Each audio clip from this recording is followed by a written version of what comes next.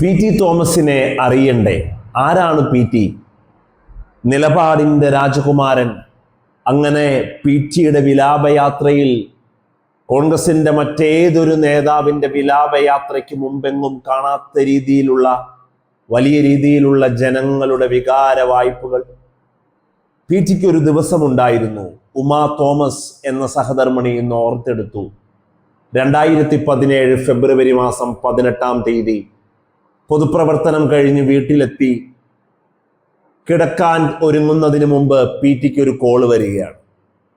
വളരെ അസ്വസ്ഥനായ P T ഇപ്പോൾ വരാമെന്നും പറഞ്ഞ് പുറത്തുപോയി തിരിച്ചു വന്നപ്പോൾ മുൻപെങ്ങും കാണാത്ത പോലെ പി ടി തോമസ് വലിയ അസ്വസ്ഥനായിരുന്നു. പി ടിയെ അസ്വസ്ഥനാക്കിയിരുന്ന കേസ് എന്താണെന്നല്ലേ? നടിയെ ആക്രമിച്ച, ഈ രാജ്യം പോലും വിറങ്ങലിച്ച് നിന്നുപോയ പൾസർ സുനിയുടെ നേതൃത്വത്തിൽ സംഭവിച്ച ആ വലിയ കിരാത പ്രവർത്തനം. അതിൻ്റെ ആ ഒരു സംഭവം അറിഞ്ഞതിൻ്റെ വലിയ ഒരു ബുദ്ധിമുട്ടിലായിരുന്നു പി ടി അന്ന്. പി ടിക്ക് ഉറങ്ങാൻ പോലും കഴിഞ്ഞില്ല എന്നാണ് ഉമാ തോമസ് പറയുന്നത്. സത്യത്തിൽ പി ടി തോമസിന്റെ നിലപാടും പി ടി തോമസ് ഇരയായ നടിക്ക് കൊടുത്ത ആ വലിയ നിലപാട് ഉറച്ചു നിൽക്കാനുള്ള ഒരു കോൺഫിഡൻസും ഉണ്ടല്ലോ, അതാണ് ഡിസംബർ 8-ന് ഈ രാജ്യം കേൾക്കാൻ പോകുന്ന വിധിയുടെ ആദ്യ കാൽച്ചുവട്. പി ടി തോമസ് ഇല്ലായിരുന്നെങ്കിൽ ഇങ്ങനെ ഒരു കേസ് ഉണ്ടാകുമോ എന്ന് പോലും അറിയില്ല. കൊച്ചിയുടെ നഗരമധ്യത്തിൽ വാഹനത്തിലിട്ട് വലിയ രീതിയിലുള്ള പീഡനത്തിന് ഇരയാക്കി ജീവിതം പോലും തകർന്നെന്ന് തോന്നുന്ന സമയത്താണ് പി ടിയിലേക്ക് ആ കോള് വന്നതും പി ടി ആ നടിയെ ചേർത്ത് ഇങ്ങനെ നിർത്തുന്നതും ആ ഇരയായ പെൺകുട്ടിയെ ചേർത്ത് നിർത്തുന്നതും. പി ടിയുടെ സഹധർമ്മിണി ഉമാ തോമസ് ഇന്ന് പറഞ്ഞത് നമ്മൾ കേട്ടില്ലേ? വലിയ രീതിയിലുള്ള ഇടപെടലുകൾ പി ടിക്ക് വേണ്ടി വന്നു.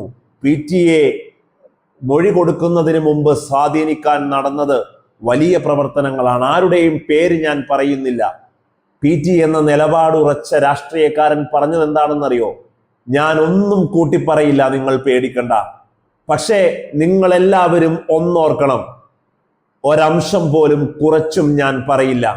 കൂട്ടിപ്പറയില്ല എന്ന് പറയുമ്പോൾ ഒരല്പം പോലും നടന്നത് കുറച്ചു പറയുകയുമില്ല എന്ന് പറഞ്ഞ് മൊഴി കൊടുത്ത് ഇന്നും രാഷ്ട്രീയ കേരളത്തിന്റെ മനസാക്ഷിയുടെ മുമ്പിൽ ഒരു തീരാ കനലായി ഇങ്ങനെ നിൽക്കുന്ന പി ടി തോമസിന്റെ ആർജവത്തിന്റെ ഒരു വിധി കൂടിയാണ് ഡിസംബർ 8-ന് ഈ രാജ്യം കേൾക്കാൻ പോകുന്നത്.